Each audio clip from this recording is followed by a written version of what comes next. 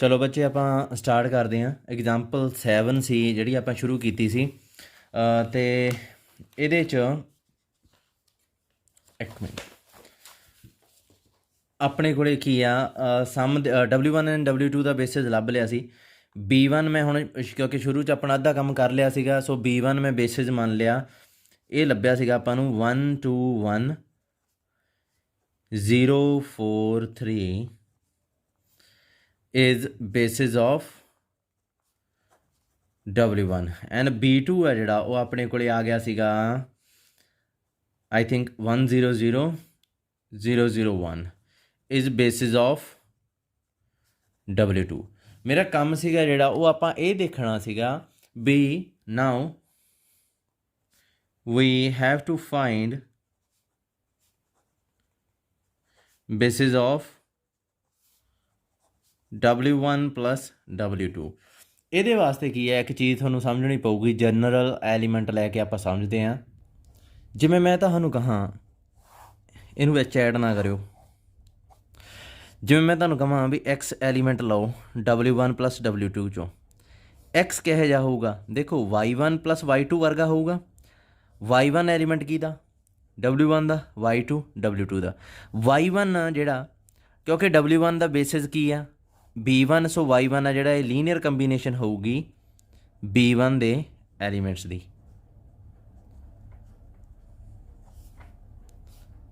ਠੀਕ ਹੈ ਜੀ। ਫਿਰ Y2 ਦੀ ਗੱਲ ਕਰੀਏ, Y2 ਐਲੀਮੈਂਟ ਕਿਹਦਾ? W2 ਦਾ। ਇਹ ਲੀਨੀਅਰ ਕੰਬੀਨੇਸ਼ਨ ਹੋਊਗੀ ਇਹਨਾਂ ਦੋਹਾਂ ਦੀ।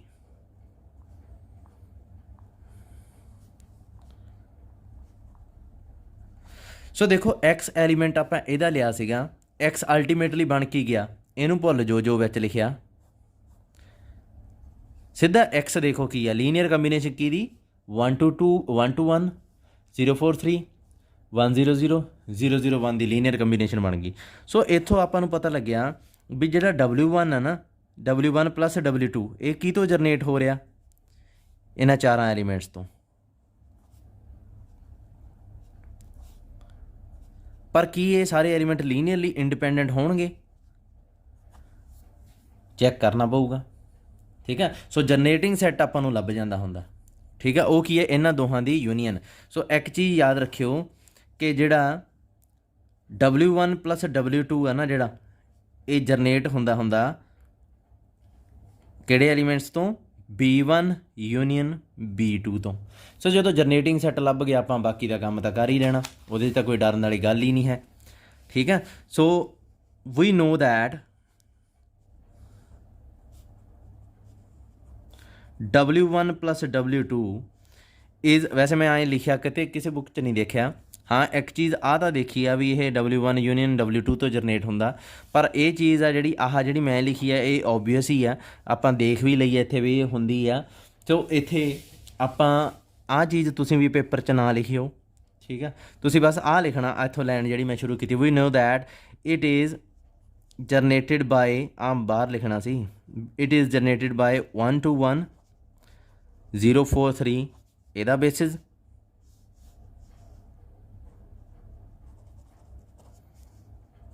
ਤੇ ਦੂਜੇ ਦਾ ਬੇਸਿਸ। ਇਹਨਾਂ ਤੋਂ ਜਨਰੇਟ ਹੁੰਦਾ ਇਹ। ਠੀਕ ਹੈ ਜੀ।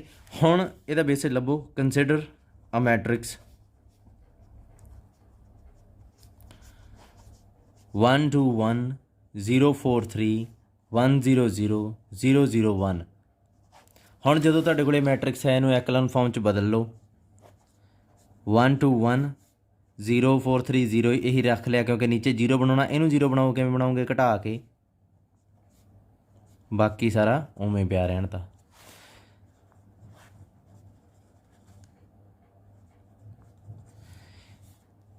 ਇਹਨੂੰ -1/2 ਨਾਲ ਪ੍ਰੋਡਕਟ ਕਰਕੇ ਇਹਦੇ 'ਚ ਐਡ ਕਰੋ, -2 ਨਾਲ ਪ੍ਰੋਡਕਟ ਕਰਕੇ ਇਹਦੇ 'ਚ ਐਡ 1 -1/2 3/2 -1/2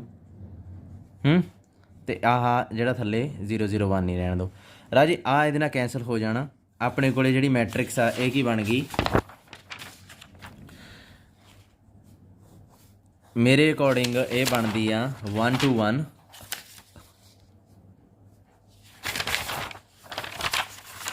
0 4 3 ਅਤੇ 0 0 -1/2 -1/2 ਦੀ ਹੈਲਪ ਨਾਲ ਐਂਡ ਵਾਲਾ ਜਿਹੜਾ 1 ਸੀ ਉਹਨੂੰ ਵੀ 0 ਬਣਾ ਲਿਆ।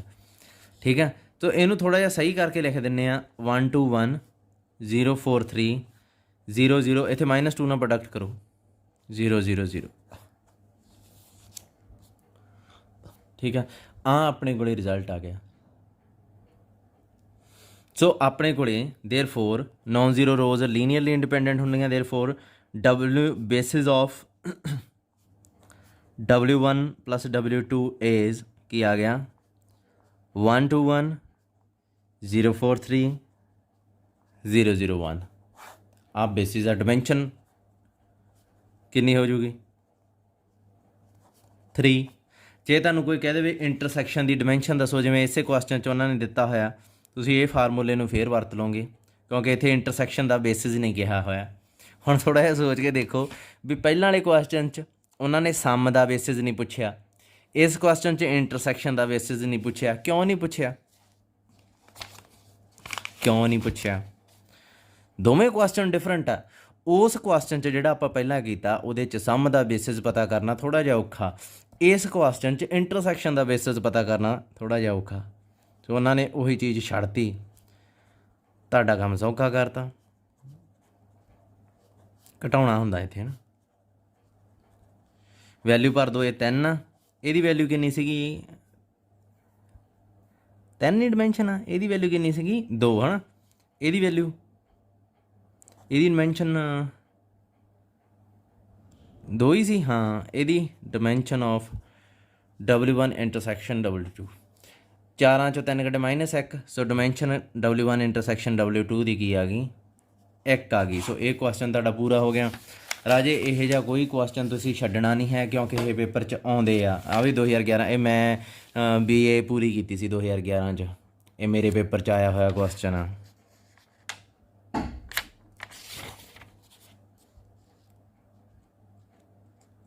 ਹੋਰ ਕੀ ਰਹਿ ਗਿਆ ਇਹਦੇ 'ਚ? ਕੁਛ ਹੈ ਖਾਸ? Extend find a basis and dimension of space generated by this also extended to the basis of that। ਅੱਛਾ, ਇਹ ਜਿਹੜਾ ਹੈ ਰਾਜੇ ਦੇਖੋ ਇੱਕ ਸਪੇਸ ਆ, ਐਗਜ਼ਾਮਪਲ 6 ਉੱਤੋਂ ਦਿਖਾ ਦਿੰਦਾ ਤੁਹਾਨੂੰ। ਐਗਜ਼ਾਮਪਲ 6 'ਚ ਨਾ ਕਿਹਾ ਹੋਇਆ ਇਹਨਾਂ ਨੇ ਕਿ W ਇਹਨਾਂ ਤੋਂ ਜਨਰੇਟ ਹੁੰਦਾ, ਚਾਰਾਂ ਤੋਂ। ਕਹਿੰਦੇ ਇਹਦੀ ਬੇਸਿਸ ਐਂਡ ਡਿਮੈਂਸ਼ਨ ਲੱਭੋ। ਸੋ ਇਹਦਾ ਬੇਸਿਸ ਉਹਨਾਂ ਨੇ ਉਵੇਂ ਹੀ ਲੱਭਤਾ, ਮੈਟ੍ਰਿਕਸ ਬਣਾ ਕੇ, ਐਕਲਨ ਫਾਰਮ ਬਣਾ ਕੇ। ਇਹ ਆ ਪਤਾ ਇਹਨਾਂ ਨੇ ਬੇਸਿਸ,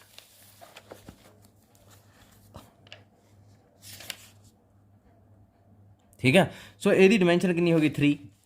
ਪਰ ਰਾਜੇ ਇਹ ਬੇਸਿਸ ਜਿਹੜਾ ਲੀਨੀਅਰਲੀ ਇੰਡੀਪੈਂਡੈਂਟ ਸਬਸੈਟ ਹੋਊਗਾ ਨਾ ਇਹਦਾ W ਦਾ, ਤੇ W ਕੰਟੇਨ ਹੁੰਦਾ R4 'ਚ।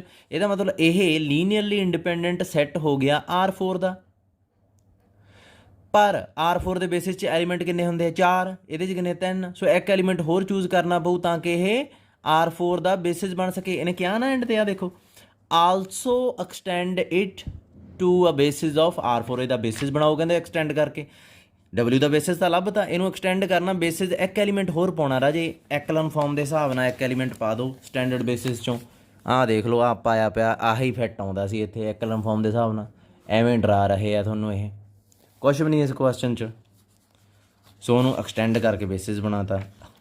ਚੱਲ ਗਈ ਅੱਗੇ। ਹੁਣ ਆਪਣਾ ਬਹੁਤ ਟਾਈਮ ਖਰਾਬ ਨਹੀਂ, ਬਹੁਤ ਟਾਈਮ ਲੱਗ ਗਿਆ ਇਹਦੇ 'ਤੇ। 1F ਹਜੇ ਆਪਾਂ ਪਹਿਲੇ ਚੈਪਟਰ 'ਤੇ ਤੁਰੇ ਫਿਰਦੇ ਹਾਂ ਯਾਰ। ਪਤਾ ਕੀ ਆ, ਜਦੋਂ ਵੈਕਟਰ ਸਪੇਸ ਕੰਪਲੀਟ ਹੋ ਗਿਆ ਨਾ, ਜਦੋਂ ਆ ਗਈ ਲੀਨੀਅਰ ਟਰਾਂਸਫਰਮੇਸ਼ਨ, ਉਦੋਂ ਤਾਂ ਸਿਲੇਬਸ ਭੱਜਣਾ ਆਪਣਾ। ਉਹ ਥੋੜ੍ਹੀ ਜਿਹੀ ਹੈ direct sum and complements. Interesting ਹੈ ਯਾਰ ਲੀਨੀਅਰ ਟਰਾਂਸਫਰਮੇਸ਼ਨ, ਮੈਨੂੰ ਇੰਟਰਸਟਿੰਗ ਲੱਗਦੀ ਹੈ, ਬਹੁਤ ਵਧੀਆ ਚੀਜ਼ ਆ। ਜਦੋਂ ਤੁਸੀਂ ਦੇਖੋਗੇ ਉਦੋਂ ਤੁਹਾਨੂੰ ਪਤਾ ਲੱਗੂਗਾ ਡਾਇਰੈਕਟ ਸਮ ਕੀ ਹੁੰਦਾ।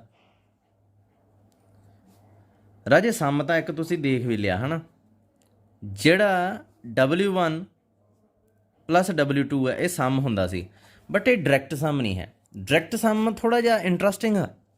ਇੰਟਰਸਟਿੰਗ ਕੀ ਆ ਉਹਦੇ 'ਚ? ਉਹ ਕਹਿੰਦੇ W1 ਐਂਡ W2, ਇੱਥੇ ਸਮਝਾਉਣਾ ਹੁਣ, ਇੱਥੇ definite W1 and W2 are subspace of V। ਇਹ ਹੋਣੇ ਚਾਹੀਦੇ ਆ ਪਹਿਲਾਂ ਤਾਂ। ਫਿਰ ਹਾਂ, ਕੋਈ ਵੀ ਐਲੀਮੈਂਟ ਕਹਿੰਦਾ ਤੁਸੀਂ ਇਹਦੇ ਵਾਂਗੂ ਲਓ, ਇਹਦੇ ਚੋਂ ਲਓ ਤਾਂ x ਆ ਨਾ ਜਿਹੜਾ ਯੂਨੀਕਲੀ ਲਿਖਿਆ ਜਾਵੇ ਐਂ। ਹੁਣ ਆ ਯੂਨੀਕਲੀ ਦਾ ਬਹੁਤ ਪੰਗਾ, ਐਂ ਯੂਨੀਕਲੀ ਲਿਖਿਆ ਜਾਵੇ ਮਤਲਬ ਕੀ ਆ ਕਿ ਇਹ ਇੰਨਾ ਯੂਨੀਕ ਹੋਵੇ ਕਿ x ਆ ਨਾ ਜਿਹੜਾ x2 + x1 ਦੇ ਬਰਾਬਰ ਬਣਾਵੇ। ਇਹ ਰਿਪਰੈਜ਼ੈਂਟੇਸ਼ਨ ਇੰਨੀ ਯੂਨੀਕ ਹੋਣੀ ਚਾਹੀਦੀ ਆ। ਜੇ ਕਿਤੇ ਆਪਣੇ ਕੋਲੇ ਇਹ ਦੋਵੇਂ ਬਰਾਬਰ ਆ ਗਏ, ਮੰਨ ਲਓ ਕਦੇ ਤੁਹਾਨੂੰ ਲੱਗਦਾ ਵੀ ਨਹੀਂ ਜੀ ਐਂ ਤਾਂ ਨਹੀਂ ਗੱਲ ਬਣਦੀ, ਅਸੀਂ ਤਾਂ ਲਿਖਾਂਗੇ, ਤੁਸੀਂ ਲਿਖ ਲਿਆ, ਤਾਂ ਮੈਂ ਮੰਨ ਲਊਂਗਾ ਆ ਇਹਦੇ ਬਰਾਬਰ ਆ ਇਹਦੇ ਬਰਾਬਰ ਆ, ਦੈਟ ਮੀਨਸ x1 = x2। ਠੀਕ ਹੈ, ਇਹ ਇੰਨਾ ਯੂਨੀਕ ਆ ਕਿ ਜੇ ਇੱਥੇ ਤੁਸੀਂ 1 + 2 ਲਿਖ ਦੋ, ਮਤਲਬ 1 ਤਾਂ 2 ਉਹ ਵੈਕਟਰ ਹੁੰਦੇ ਆ ਨਾ, ਇੱਦਾਂ ਨਹੀਂ। ਜੇ ਤੁਸੀਂ ਇੱਥੇ ਲਿਖ ਦੋ ਅਲਫਾ + ਬੀਟਾ ਅਤੇ ਇੱਥੇ ਲਿਖ ਦੋ Gama + delta, that means alpha ਜਿਹੜਾ ਗਾਮਾ ਦੇ ਬਰਾਬਰ ਆ, ਬੀਟਾ ਜਿਹੜਾ ਡੈਲਟਾ ਦੇ ਬਰਾਬਰ ਆ। ਇਹ ਰਿਪਰੈਜ਼ੈਂਟੇਸ਼ਨ ਇੰਨੀ ਯੂਨੀਕ ਹੋਣੀ ਚਾਹੀਦੀ ਆ। ਤੁਸੀਂ ਕਹੋਗੇ ਸਰ ਇਹ ਤਾਂ ਹਮੇਸ਼ਾ ਹੁੰਦੀ, ਐਂ ਥੋੜ੍ਹੀ ਹੁੰਦਾ। ਕਾਕੇ ਇਹੀ ਤਾਂ ਇਹਨੂੰ ਡਾਇਰੈਕਟ ਸਮ ਬਣਾਉਂਦੀ ਹੈ। ਫਿਰ ਆਪਾਂ ਕਿਵੇਂ ਕਹਿ ਸਕਦੇ ਹਾਂ ਇਹ ਚੀਜ਼ ਹਮੇਸ਼ਾ ਹੁੰਦੀ ਹੈ? ਹਮੇਸ਼ਾ ਨਹੀਂ ਹੁੰਦੀ, ਬਹੁਤ ਬੈਸਟ ਕੁਆਲਿਟੀ ਹੈ ਨਾ, ਦੇਖੋ ਤਾਂ ਸਹੀ ਉਹਦੀ ਕੁਆਲਿਟੀ। ਪਰ ਬੇਸਿਕ ਹੈ ਇਹਦੀ ਡਾਇਰੈਕਟ ਸਮ ਦੀ ਨਾ ਡੈਫੀਨੇਸ਼ਨ ਇਹਨਾਂ ਨੇ ਬਦਲ ਲਈ ਕਿਵੇਂ, ਉਹ ਤੁਹਾਨੂੰ ਮੈਂ ਦੱਸਦਾ। ਥਿਊਰਮ 25 ਦੇਖੋ, ਬਹੁਤ ਇੰਪੋਰਟੈਂਟ ਆ। W1 and W2। ਅੱਛਾ, ਡਾਇਰੈਕਟ ਸਮ 'ਚ ਜਦੋਂ ਲਿਖਿਆ ਜਾਂਦਾ ਨਾ, ਇਹਨੂੰ ਆਪਾਂ ਐਂ ਲਿਖ ਦਿੰਦੇ ਹਾਂ ਚੱਕਰ ਜਿਹਾ ਮਾਰ ਕੇ, ਸਮ ਨਹੀਂ ਰਿਹਾ। ਹੁਣ ਇਹ ਡਾਇਰੈਕਟ ਸਮ ਹੋ ਗਿਆ, ਉੱਤੇ ਗੋਲਾ ਵੱਜ ਗਿਆ, ਮੋਹਰ ਲੱਗ ਗਈ। ਠੀਕ ਹੈ, ਹੁਣ ਥਿਊਰਮ 25 ਦੇਖੋ। Let W1 and W2 be subspaces of a vector space V। ठीक है, is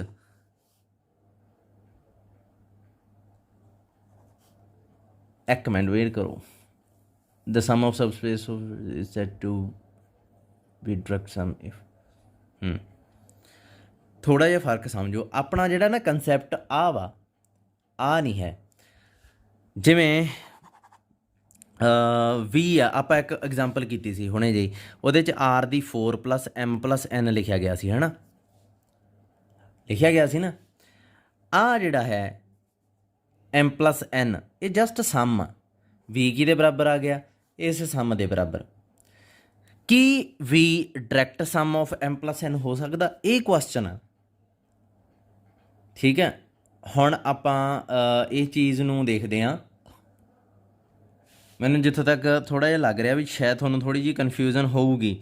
ਸੋ ਐਂ ਕਰੋ, ਥੋੜ੍ਹਾ ਜਿਹਾ ਨਾ ਪਹਿਲਾਂ ਡਾਇਰੈਕਟ ਸਮ ਦੀਆਂ ਤੁਹਾਨੂੰ ਐਗਜ਼ਾਮਪਲਾਂ ਦਿੰਦਾ। ਜਿਵੇਂ ਕੋਈ ਸਪੇਸ ਆ,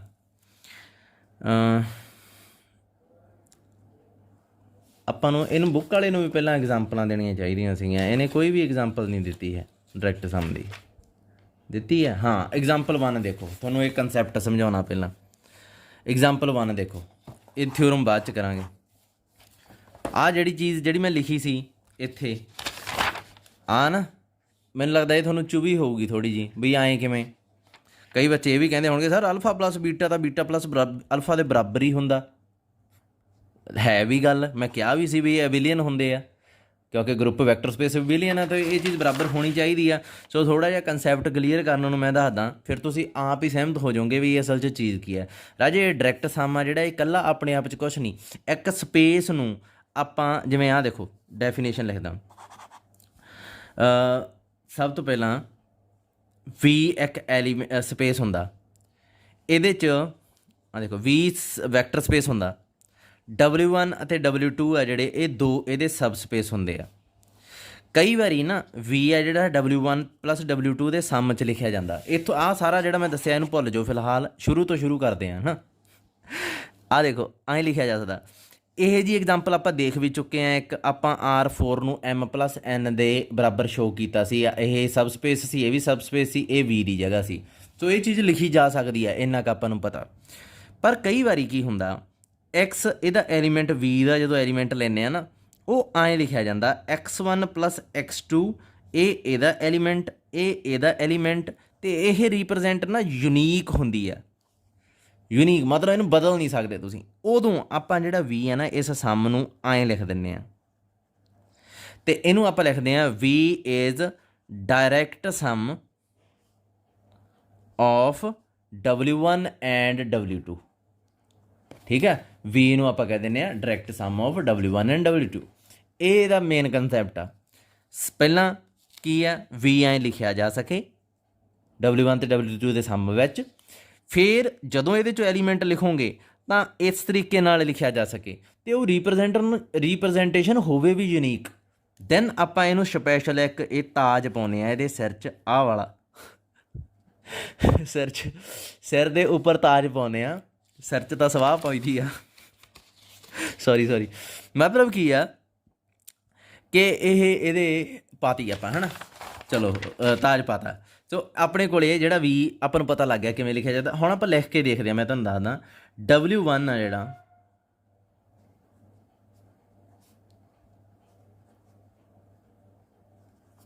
ਆ ਸਪੇਸ ਆ, ਪਤਾ ਵੀ ਆਪਾਂ ਨੂੰ ਇਹ ਕਿਹਦਾ, R³ ਦਾ। W2 ਆ ਜਿਹੜਾ, ਇਹ ਕਿਹਦਾ, 00Z, ਇਹ ਹੋ ਗਿਆ Z ਰੀਅਲ ਨੰਬਰ। ਇਹ ਵੀ ਸਬ ਸਪੇਸ ਆ R³ ਦਾ, ਅਤੇ ਮੈਨੂੰ ਸ਼ੋਅ ਕਰਨ ਦੀ ਵੀ ਨਹੀਂ ਲੋੜ ਕਿਉਂਕਿ ਮੈਨੂੰ ਲੱਗਦਾ ਤੁਸੀਂ ਕਰ ਸਕਦੇ ਆ ਇੰਨਾ ਕੁ। ਹੁਣ ਇੱਕ ਚੀਜ਼ ਦੇਖੋ, ਇਹਦੇ 'ਚੋਂ ਕੋਈ ਐਲੀਮੈਂਟ ਲਓ।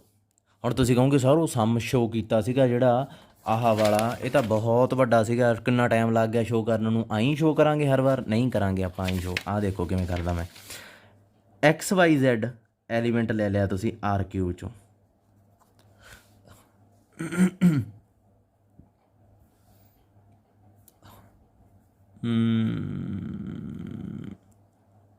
ਠੀਕ ਆ। ਹੁਣ ਇਸ XYZ ਨੂੰ ਮੈਂ ਐਂ ਲਿਖ ਸਕਦਾ,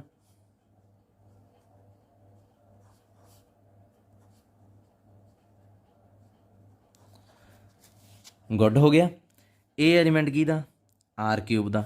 ਇਹ ਐਲੀਮੈਂਟ ਕਿਹਦਾ, W1 ਦਾ। ਇਹ ਐਲੀਮੈਂਟ ਕਿਹਦਾ, W2 ਦਾ। ਵੈਰੀ ਗੁੱਡ ਹੋ ਗਿਆ ਇਹ ਤਾਂ। ਸੋ R³ ਆ ਨਾ ਜਿਹੜਾ, ਇਹ W1 + W2 'ਚ ਦੇ ਸਮ 'ਚ ਲਿਖਿਆ ਜਾ ਸਕਦਾ। ਅੱਛਾ, ਹੁਣ ਇੱਕ ਚੀਜ਼ ਆ, ਆਪਾਂ ਇਹ ਦੇਖਣਾ ਵੀ ਇਹ ਰਿਪਰੈਜ਼ੈਂਟੇਸ਼ਨ ਯੂਨੀਕ ਆ, ਹੋਰ ਕੋਈ ਵੇ ਹੈ ਲਿਖਣ ਦਾ। ਅੱਛਾ, ਬੱਚੇ ਕੀ ਕਰਦੇ ਆ, ਸਰ ਹੈਗਾ 000Z ਨੂੰ ਮੂਹਰੇ ਕਰ ਦਿਓ, XY0 ਨੂੰ ਪਿੱਛੇ ਕਰ ਦਿਓ। ਮੈਂ ਕਹੂੰਗਾ ਠੀਕ ਹੈ, ਇਹਦਾ ਸਮ ਤਾਂ ਇਹਦੇ ਬਰਾਬਰ ਹੀ ਆ। ਕੀ ਇਹ ਐਲੀਮੈਂਟ W1 ਦਾ? ਇਹ ਕੁਐਸਚਨ ਆ ਤੁਹਾਡੇ ਅੱਗੇ। ਕੀ ਆਹ ਐਲੀਮੈਂਟ ਹੁਣ W2 ਦਾ? ਇਹ ਵੀ ਕੁਐਸਚਨ ਆ, ਕਿਉਂਕਿ W1 ਹੀ ਮੂਹਰੇ ਰੱਖਣਾ, W2 ਹੀ ਪਿੱਛੇ ਰੱਖਣਾ। ਇਹ ਤਾਂ ਪੁੱਠਾ ਹੋ ਗਿਆ ਰਾਜੇ। ਇਹ ਐਲੀਮੈਂਟ ਤਾਂ ਜਿਹੜਾ ਹੈਗਾ ਇਹ ਤਾਂ W2 ਦਾ, ਇਹ ਐਲੀਮੈਂਟ W1 ਦਾ। ਤੁਸੀਂ ਤਾਂ ਬੇਸਿਕ ਚੀਜ਼ ਨੂੰ ਹੀ ਕੰਟਰਾਡਿਕਸ਼ਨ ਦੇਤੀ। ਪੋਜੀਸ਼ਨ ਵੀ ਫਿਕਸ ਆ, ਸੋ ਇਹਦਾ ਮਤਲਬ ਇਹ ਗਲਤ ਹੋ ਗਈ। ਇਸ ਤੋਂ ਬਿਨਾਂ ਕੁਛ ਹੋਰ ਨਹੀਂ ਹੈ। ਸੋ ਇਹ ਰਿਪਰੈਜ਼ੈਂਟੇਸ਼ਨ ਯੂਨੀਕ ਹੈ। ਸੋ ਇਹਦਾ ਮਤਲਬ R³ ਨੂੰ ਮੈਂ W1 + W2 ਇਸ ਤਰੀਕੇ ਨਾਲ ਲਿਖ ਦੂੰਗਾ। ਪਰ ਰਾਜੇ ਇਹ ਔਖਾ ਬਹੁਤ ਲੱਗਦਾ ਆਪਾਂ ਨੂੰ, ਹੈ ਨਾ। ਕਿਵੇਂ, ਕੀ ਪਤਾ ਕੋਈ ਨਾ ਕੋਈ ਐਸਾ ਐਲੀਮੈਂਟ ਹੋਵੇ ਜਿਹੜਾ ਇਸ ਤੋਂ ਇਲਾਵਾ ਵੀ ਕੋਈ ਰਿਪਰੈਜ਼ੈਂਟੇਸ਼ਨ ਹੋਵੇ ਇਹਦੀ। ਲੱਭ ਕੇ ਤਾਂ ਦੇਖੋ, ਹੋ ਸਕਦਾ ਤੁਹਾਨੂੰ 10 ਸਾਲ ਤੁਹਾਡੇ ਬੀਤ ਜਾਣ ਹੋਰ ਇਹਦੀ ਰਿਪਰੈਜ਼ੈਂਟੇਸ਼ਨ ਲੱਭਣ ਵਾਸਤੇ। ਸੋ ਆਪਾਂ ਇਹ ਦੇਖਦੇ ਹਾਂ ਕੋਈ ਹੋਰ ਤਰੀਕਾ ਹੈ। ਸਮ 'ਚ ਤਾਂ ਇਸੇ ਤਰੀਕੇ ਨਾਲ ਹੀ ਲਿਖਾਂਗੇ, ਪਰ ਯੂਨੀਕਨੈਸ ਚੈੱਕ ਕਰਨ ਦਾ ਕੋਈ ਸ਼ਾਰਟਕਟ ਹੋਵੇ ਵੀ ਆਪਾਂ ਨੂੰ ਪਤਾ ਲੱਗ ਜੇ ਕਿ ਇਸ ਤੋਂ ਇਲਾਵਾ ਹੋਰ ਕੋਈ ਹੈ ਹੀ ਨਹੀਂ ਵੇ, ਤਾਂ ਆਪਣਾ ਕੁਛ ਨਾ ਕੁਛ ਕੰਮ ਸਰ ਸਕਦਾ। ਸੋ ਆਪਾਂ ਕੀ ਇਹਦੇ ਵਾਸਤੇ ਥਿਊਰਮ 25 ਕਰਨੀ ਆ। ਥਿਊਰਮ 25 ਕੀ ਕਹਿੰਦੀ ਆ, ਕਹਿੰਦੀ ਯੂਨੀਕਨੈਸ ਚੈੱਕ ਕਰਨ ਦਾ ਇੱਕ ਬਹੁਤ ਵਧੀਆ ਵੇ ਹੈਗਾ। ਉਹ ਕੀ ਆ, ਪਹਿਲਾਂ ਤਾਂ ਮੈਨੂੰ ਪੇਜ ਲੱਭਣਾ ਪੈਣਾ, ਪੇਜ ਹੀ ਗਵਾਚ ਗਿਆ।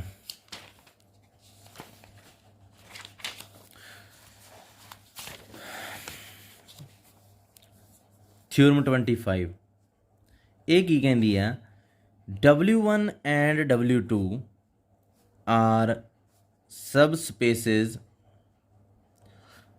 of a vector space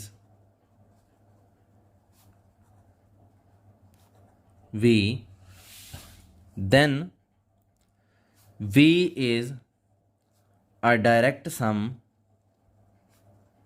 of W1 and W2 if and only if ਆਪਣੇ ਕੋਲ ਕੀ ਹੋਊਗਾ V ਪਹਿਲਾਂ ਤਾਂ ਕਹਿੰਦਾ ਐਂ ਇਹ ਡਾਇਰੈਕਟ ਸਮ ਹੋਊਗਾ V ਹੈ ਜਿਹੜਾ ਡਾਇਰੈਕਟ ਸਮ ਹੋਊਗਾ W1 and W2 the if and only if ਕਦੋਂ ਕਹਿੰਦਾ ਇੱਕ ਤਾਂ ਪਹਿਲਾਂ ਸਮ ਲਿਖ ਲਓ ਇਹ ਤਾਂ ਆਪਾਂ ਪਿਛਲੇ 'ਚ ਵੀ ਲਿਖਦੇ ਸੀ ਇਹਦੇ 'ਚ ਨਵਾਂ ਕੀ ਆ ਇਹਦੇ 'ਚ ਤਾਂ ਕੁਛ ਨਵਾਂ ਨਹੀਂ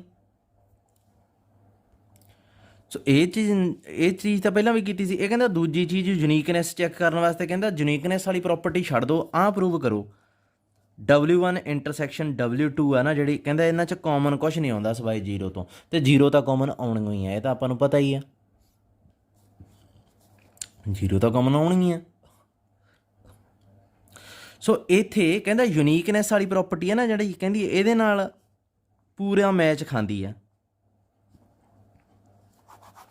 ਸਮ ਵਾਲੀ ਤਾਂ ਆਪਾਂ ਉੱਥੇ ਵੀ ਲਿਖਦੇ ਸੀਗੇ ਹੁਣ ਆਪਾਂ ਇਹੀ ਚੀਜ਼ ਦੇਖਣੀ ਆ ਵੀ ਇਹ ਥਿਊਰਮ ਆ ਜਿਹੜੀ ਇਹ ਕਹਿੰਦੀ ਡਾਇਰੈਕਟ ਸਮ 'ਚ ਲਿਖਿਆ ਜਾ ਸਕਦਾ ਜੇ ਇਹ ਦੋਵੇਂ ਕੰਡੀਸ਼ਨਾਂ ਹੋਲਡ ਹੋ ਜਾਣ ਡੈਫੀਨੇਸ਼ਨ ਉਹੀ ਆ ਵੀ ਸਮ 'ਚ ਲਿਖਿਆ ਜਾ ਸਕੇ ਅਤੇ ਯੂਨੀਕਨੈਸ ਵਾਲੀ ਜਿਹੜੀ ਪ੍ਰੋਪਰਟੀ ਸੀਗੀ ਪਰ ਯੂਨੀਕਨੈਸ ਵਾਲੀ ਨੂੰ ਆਪਾਂ ਇਹਦੇ ਨਾਲ ਰਿਪਲੇਸ ਕਰਨਾ ਇਸ ਥਿਊਰਮ 'ਚ ਕਿਵੇਂ proof if and only if ਆ ਸੋ ਪਹਿਲਾਂ ਆਪਾਂ ਮੰਨ ਲਾਂਗੇ ਡਾਇਰੈਕਟ ਸਮ ਲਿਖਿਆ ਜਾ ਸਕਦਾ let V be direct sum of W1 and W2 that is V is equal to W1 plus W1 direct sum W2 ਇਹ ਕਹਿੰਦਾ ਹੈਗਾ ਪ੍ਰੂਵ ਕੀ ਕਰਨਾ to prove first condition and second condition ਆ ਦੋਵੇਂ ਫਸਟ ਐਂਡ ਸੈਕੰਡ ਇਹ ਦੋਵੇਂ prove ਕਰਨੇ ਆ ਹੁਣ ਇਹਦੇ 'ਚ ਪ੍ਰੂਵ ਕਰਨ ਦੀ ਕੋਈ ਚੱਕਰ ਹੀ ਨਹੀਂ ਹੈ ਕਿਉਂ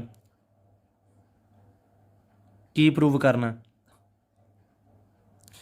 ਇਹ ਜਿਹੜੀਆਂ ਦੋਵੇਂ ਕੰਡੀਸ਼ਨਾਂ ਜਿਹੜੀਆਂ ਡੈਫੀਨੇਸ਼ਨ ਆਪਾਂ ਪੜ੍ਹੀ ਹੈ ਨਾ ਆਹ ਵਾਲੀ ਆਹ ਡੈਫੀਨੇਸ਼ਨ ਆਪਾਂ ਪੜ੍ਹੀ ਹੈ ਇਹਦਾ ਇੱਕ ਸਿੰਗਲ ਲਾਈਨ 'ਚ ਆਪਾਂ ਲਿਖ ਸਕਦੇ ਹਾਂ ਕਿਵੇਂ ਆਹ ਦੇਖੋ ਆਹ ਤੁਹਾਡੀ ਕਿਤਾਬ ਵਾਲੇ ਨੇ ਐਕਸਪ੍ਰੈਸ ਕੀਤੀ ਆ ਉਹੀ ਸਿੰਗਲ ਲਾਈਨ ਇਹ ਕਹਿੰਦਾ ਜਦੋਂ ਡਾਇਰੈਕਟ ਸਮ ਹੁੰਦਾ ਨਾ ਇਹਦਾ ਮਤਲਬ ਪਤਾ ਕੀ ਹੁੰਦਾ ਇੱਕ ਸਿੰਗਲ ਲਾਈਨ 'ਚ ਕਹਿੰਦਾ ਲਿਖ ਸਕਦੇ ਹਾਂ each element of V can be uniquely ਆਹ ਦੇਖੋ ਯੂਨੀਕਲੀ ਆਇਆ ਨਾ uniquely written as sum of an element of W1 and W2 ਕਹਿੰਦਾ an element of W1 and an element of W2 ਇਹ ਕਹਿੰਦਾ ਹਰੇਕ ਐਲੀਮੈਂਟ ਨਾ ਜਿਹੜਾ V ਦਾ ਉਹ ਯੂਨੀਕਲੀ ਇਹਨਾਂ ਦੋਹਾਂ ਦੇ ਐਲੀਮੈਂਟਸ ਦੇ ਸਮ 'ਚ ਐਕਸਪ੍ਰੈਸ ਹੋ ਜਾਂਦਾ ਸੋ ਇਹੀ ਡੈਫੀਨੇਸ਼ਨ ਇਹ ਇੱਥੇ ਲਿਖੀ ਜਾਂਦਾ ਕਿਉਂਕਿ ਇਹਨੇ ਡਾਇਰੈਕਟ ਸਮ ਮੰਨ ਲਿਆ ਇਹ ਕਹਿੰਦਾ therefore each element of V can be uniquely written as sum of an element of W1 and an element of W2 ठीक है अच्छा यूनिकली ਨੂੰ ਛੱਡ ਦਿਓ ਆ ਪੜੋ each element of V can be written as sum of an element of W1 and an element of W2 ਇਹਦਾ ਮਤਲਬ ਕੀ ਹੋ ਗਿਆ ਕਿ V ਦਾ ਹਰੇਕ ਐਲੀਮੈਂਟ W1 ਦੇ ਤੇ W2 ਦੇ V ਦਾ ਹਰੇਕ ਐਲੀਮੈਂਟ W1 ਤੇ W2 ਦੇ ਸਮ 'ਚ ਐਕਸਪ੍ਰੈਸ ਹੋ ਜਾਂਦਾ ਇਹਦਾ ਮਤਲਬ V ਕੀ ਦੇ ਬਰਾਬਰ ਹੋ ਗਿਆ W1 ਐਂਡ W2 ਦਾ ਸਮ ਯੂਨੀਕਨੈਸ ਵਾਲੀ ਪ੍ਰੋਪਰਟੀ ਨਹੀਂ ਇਹੀ ਨਹੀਂ ਲੋਟ ਆਉਂਦੀ ਆਪਾਂ ਤਾਂ ਯੂਨੀਕਨੈਸ ਵਾਲੀ ਪ੍ਰੋਪਰਟੀ ਸੋ ਉਹਦੇ ਵਾਸਤੇ ਇਹ ਕਹਿੰਦਾ ਹੁਣ ਆਪਣੇ ਕੋਲੇ ਇਸ ਟਾਈਮ ਗਿਵਨ ਕੀ ਆ ਯੂਨੀਕਨੈਸ ਵਾਲੀ ਪ੍ਰੋਪਰਟੀ ਗਿਵਨ ਆ ਠੀਕ ਹੈ ਉਹਦੀ ਹੈਲਪ ਨਾਲ ਕਿਉਂ ਗਿਵਨ ਆ ਕਿਉਂਕਿ ਡਾਇਰੈਕਟ ਸਮ ਲਿਖਿਆ ਤੇ ਯੂਨੀਕਨੈਸ ਵਾਲੀ ਪ੍ਰੋਪਰਟੀ ਕਿੱਥੋਂ ਆ ਗਈ ਡੈਫੀਨੇਸ਼ਨ ਤੋਂ ਕਿਉਂਕਿ ਡੈਫੀਨੇਸ਼ਨ ਤਾਂ ਇਹੀ ਹੈ ਕਿ ਰੀਪ੍ਰਜੈਂਟੇਸ਼ਨ ਯੂਨੀਕ ਹੁੰਦੀ ਹੈ ਸੋ ਹੁਣ ਆਪਾਂ ਯੂਨੀਕਨੈਸ ਵਾਲੀ ਦੇਖੋ ਸਮ ਵਾਲੀ ਪ੍ਰੋਪਰਟੀ ਤੋਂ ਸਮ ਲਿਖ ਲਿਆ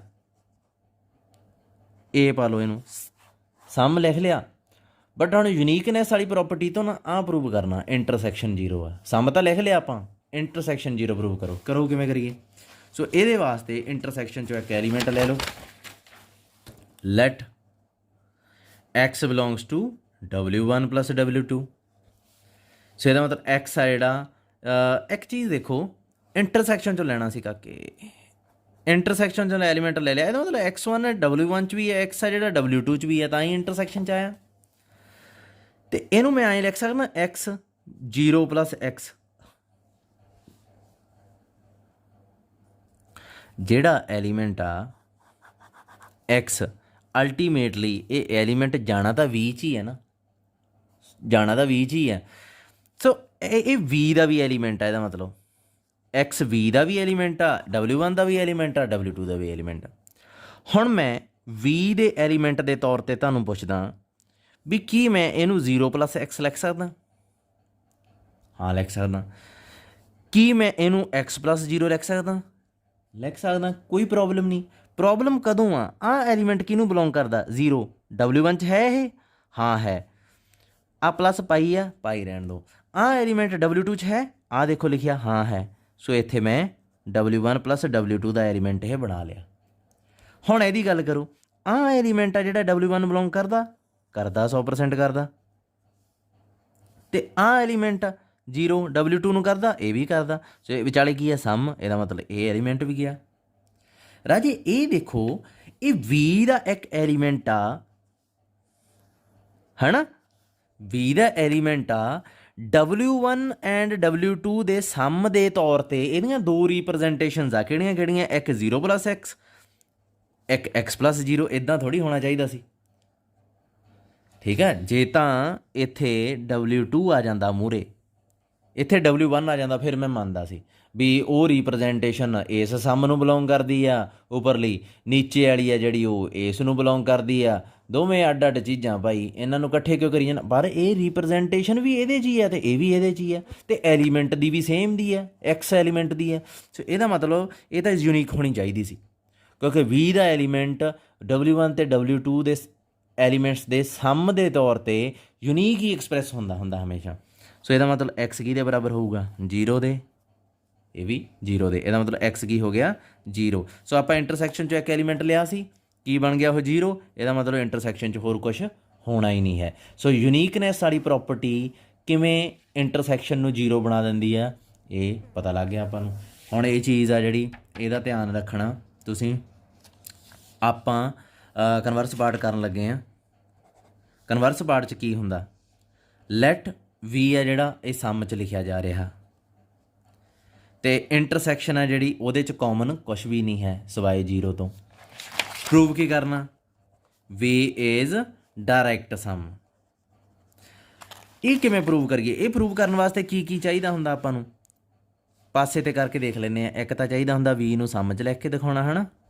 ਇੱਕ ਇਹਦਾ ਕੋਈ ਐਲੀਮੈਂਟ ਚੱਕਣਾ V ਦਾ, ਤੇ ਆਪਾਂ ਉਹਨੂੰ ਯੂਨੀਕਲੀ ਲਿਖ ਕੇ ਦਿਖਾਉਣਾ ਵੀ ਐਂ ਇਹ ਇਹਦਾ ਐਲੀਮੈਂਟ ਆ, ਇਹ ਇਹਦਾ ਐਲੀਮੈਂਟ ਆ W2 ਦਾ। ਆ ਤਾਂ ਰਾਜੇ ਇੱਥੋਂ ਹੀ ਹੋ ਗਈ, ਆ ਦਿੱਤੀ ਤਾਂ ਪਈ ਆ ਸਿੱਧੀ ਕੰਡੀਸ਼ਨ। ਸੋ ਇਹ ਤਾਂ ਪ੍ਰੂਵ ਕਰਨ ਦੀ ਲੋੜ ਹੀ ਨਹੀਂ। ਡਾਇਰੈਕਟ ਸਮ ਵਾਸਤੇ ਆ ਦੋ ਪ੍ਰੂਵ ਕਰਨੇ ਆ ਨਾ, ਇੱਕ ਆਹ ਯੂਨੀਕਨੈਸ, ਆ ਤਾਂ ਇਹਦੇ ਨਾਲ ਹੀ ਮੈਚ ਕਰ ਗਈ ਸਿੱਧੀ। ਸੋ ਇਹਦਾ ਮਤਲਬ ਇਹਦੀ ਹੈਲਪ ਨਾਲ ਹੁਣ ਯੂਨੀਕਨੈਸ ਵਾਲੀ ਪ੍ਰੋਪਰਟੀ ਪ੍ਰੂਵ ਹੋਊਗੀ। ਪਿਛਲੇ ਪਾਰਟ 'ਚ ਇਹਦੀ ਹੈਲਪ ਨਾਲ ਇੰਟਰਸੈਕਸ਼ਨ ਵਾਲੀ ਪ੍ਰੋਪਰਟੀ ਪ੍ਰੂਵ ਕੀਤੀ, ਹੁਣ ਇਹਦੀ ਹੈਲਪ ਨਾਲ ਯੂਨੀਕਨੈਸ ਵਾਲੀ ਪ੍ਰੂਵ ਕਰਾਂਗੇ। ਹੋ ਜਾਓ ਸ਼ੁਰੂ। ਇੱਥੇ ਆਪਾਂ ਦੋ ਤਰ੍ਹਾਂ ਦੀਆਂ ਰਿਪਰੈਜ਼ੈਂਟੇਸ਼ਨ ਮੰਨਾਂਗੇ ਕਨਵਰਸਲੀ। ਕਨਵਰਸ ਪਾਰਟ, ਲੈਟ ਆਪਾਂ ਮੰਨ ਲਿਆ V ਹੈ ਜਿਹੜਾ ਉਹ W1 ਐਂਡ W2 ਦਾ ਇੰਟਰਸੈਕਸ਼ਨ, ਸਮ ਐਂਡ ਇੰਟਰਸੈਕਸ਼ਨ ਆ ਜਿਹੜੀ ਉਹ ਹੈਗੀ ਆ ਖਾਲੀ, ਮਤਲਬ 0। ਜਿਨ੍ਹਾਂ ਦੋ ਸਬ ਸਪੇਸ ਦੀ ਇੰਟਰਸੈਕਸ਼ਨ 'ਚ ਇਕੱਲਾ 0 ਆਵੇ ਨਾ, ਉਹਨਾਂ ਨੂੰ ਡਿਸਜੁਆਇੰਟ ਕਹਿ ਦਿੰਦੇ ਆ। ਹੁਣ ਤੁਸੀਂ ਕਹੋਗੇ ਸਰ ਡਿਸਜੁਆਇੰਟ ਤਾਂ ਉਹ ਹੁੰਦੇ ਆ ਜਿਨ੍ਹਾਂ 'ਚ ਕੁਛ ਵੀ ਕਾਮਨ ਨਾ ਆਵੇ, ਡਿਸਜੁਆਇੰਟ ਸਬ ਸਪੇਸਿਸ। ਇਹੀ ਤਾਂ ਫਰਕ ਆ ਸੈੱਟ ਥਿਊਰੀ ਤੇ ਸਪੇਸ ਥਿਊਰੀ 'ਚ, ਠੀਕ ਹੈ। ਇਹਨਾਂ ਨੂੰ ਡਿਸਜੁਆਇੰਟ ਸਬ ਸਪੇਸ ਵੀ ਕਹਿ ਦਿੰਦੇ ਆ। ਅੱਛਾ, ਇਹ ਚੀਜ਼ ਦਿੱਤੀ ਹੈ ਟੂ ਪ੍ਰੂਵ ਕਰਨਾ V ਦਿਸ, ਠੀਕ ਹੈ। ਇੱਕ ਚੀਜ਼ ਤਾਂ ਪਹਿਲਾਂ ਹੀ ਆਪਣੇ ਕੋਲ ਹੈਗੀ ਆ, ਇਸੇ ਨੂੰ ਹੀ ਆਪਾਂ ਵਰਤ ਲੈਂਦੇ ਹਾਂ। Since V is equal to W1 and W2, ਇਹਦਾ ਮਤਲਬ for each X belongs to V, X ਕਿਹੋ ਜਿਹਾ ਹੋਊਗਾ? V ਨੂੰ ਬਿਲੋਂਗ ਕਰੂਗਾ। V ਆ ਜਿਹੜਾ ਸਮ ਆ, ਇਹਦਾ ਮਤਲਬ X ਆ ਜਿਹੜਾ ਇਸ ਤਰੀਕੇ ਤਾਂ ਲਿਖਿਆ ਹੀ ਜਾ ਸਕਦਾ, ਠੀਕ ਆ। X1 ਕਿਹਦਾ ਐਲੀਮੈਂਟ ਹੋਊਗਾ?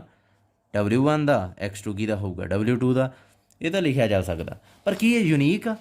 ਸੋ ਆਪਾਂ ਮੰਨਦੇ ਹਾਂ ਲੈਟ ਇਫ ਪੋਸੀਬਲ ਕਿ ਇੱਦਾਂ ਦੀ ਇੱਕ ਹੋਰ ਰਿਪਰੈਜ਼ੈਂਟੇਸ਼ਨ ਵੀ ਹੈ। ਆ ਮੰਨ ਲਈ ਬਈ y1 ਆ ਜਿਹੜਾ ਹੈ w1 ਦਾ ਐਲੀਮੈਂਟ ਆ, y2 w2 ਦਾ ਐਲੀਮੈਂਟ ਆ। ਇਹ ਇੱਕ ਹੋਰ ਰੀਪ੍ਰਜੈਂਟੇਸ਼ਨ ਆ ਗਈ। ਹੁਣ ਰਾਜੇ x ਤੇ x ਤਾਂ ਬਰਾਬਰ ਆ ਨਾ, ਇਹਦਾ ਮਤਲਬ ਇਹ ਦੋਵੇਂ ਬਰਾਬਰ ਹੋਣਗੇ, ਇਹਨਾਂ ਨੂੰ ਆਪਾਂ ਬਰਾਬਰ ਕਰ ਲਿਆ। ਹੁਣ x1 ਮਾਈਨਸ y1 ਕਰ ਲਿਆ, y2 ਮਾਈਨਸ x2 ਕਰ ਲਿਆ। ਰਾਜੇ ਆਹ ਐਲੀਮੈਂਟ ਕਿਹਨੂੰ ਬਿਲੋਂਗ ਕਰਦਾ, x2 ਤੇ y2, ਇਹ w2 ਦੇ ਐਲੀਮੈਂਟ ਆ, ਸੋ ਇਹਨਾਂ ਦੀ ਸਬਟ੍ਰੈਕਸ਼ਨ w2 'ਚ ਜਾਊਗੀ। ਪਰ ਇਹ ਕਿਹਦੇ ਬਰਾਬਰ ਆ, ਇਹਦੇ, ਇਹਦਾ ਮਤਲਬ x1 ਮਾਈਨਸ y1 ਕਿਹਦਾ ਐਲੀਮੈਂਟ ਬਣ ਗਿਆ, w2 ਦਾ। ਪਰ ਬੇਸਿਕਲੀ x1 w1 ਦਾ ਐਲੀਮੈਂਟ ਆ, y1 ਵੀ w1 ਦਾ ਐਲੀਮੈਂਟ ਆ, ਅਤੇ ਇਹਨਾਂ ਦੀ ਸਬਟ੍ਰੈਕਸ਼ਨ w1 ਦਾ ਐਲੀਮੈਂਟ ਹੋਣੀ ਚਾਹੀਦੀ ਸੀ। ਇੱਥੋਂ ਇਹ w2 ਨੂੰ ਬਿਲੋਂਗ ਕਰ ਗਿਆ, ਇੱਥੇ ਇਹ w1 ਨੂੰ ਬਿਲੋਂਗ ਕਰ ਗਿਆ। ਇਹਦਾ ਮਤਲਬ ਕੀ ਆ ਕਿ x1 ਮਾਈਨਸ y1 ਇੰਟਰਸੈਕਸ਼ਨ ਨੂੰ ਬਿਲੋਂਗ ਕਰੂਗਾ, ਪਰ ਇੰਟਰਸੈਕਸ਼ਨ 'ਚ ਤਾਂ ਕੁਛ ਹੈ ਹੀ ਨਹੀਂ। ਆਪਾਂ ਮੰਨਿਆ ਇਹਦੇ 'ਚ ਤਾਂ 0 ਤੋਂ ਇਲਾਵਾ ਕੁਛ ਹੈ ਹੀ ਨਹੀਂ। ਸੋ ਇਹਦਾ ਮਤਲਬ ਕੀ ਹੈ, x1 ਮਾਈਨਸ y1 ਕੀ ਹੋਣਗੇ, 0 ਹੀ ਹੋਣਗੇ। ਇਹਦਾ ਮਤਲਬ x1 is equal to y1 ਹੋਊਗਾ। ਹੁਣ ਇਹ ਵੈਲਿਊ ਚੱਕ ਕੇ ਇੱਥੇ ਭਰ ਦਿਓ, x1 ਤੇ y1 ਬਰਾਬਰ ਆ, ਇਹਦਾ ਮਤਲਬ ਇਹ ਕੱਟੇ ਜਾਣਗੇ। ਕੀ ਹੋਊਗਾ ਆਪਣੇ ਕੋਲੇ ਬਚੂਗਾ ਫਿਰ, x2 ਤੇ y2 ਵੀ ਬਰਾਬਰ ਆ ਜਾਊਗਾ।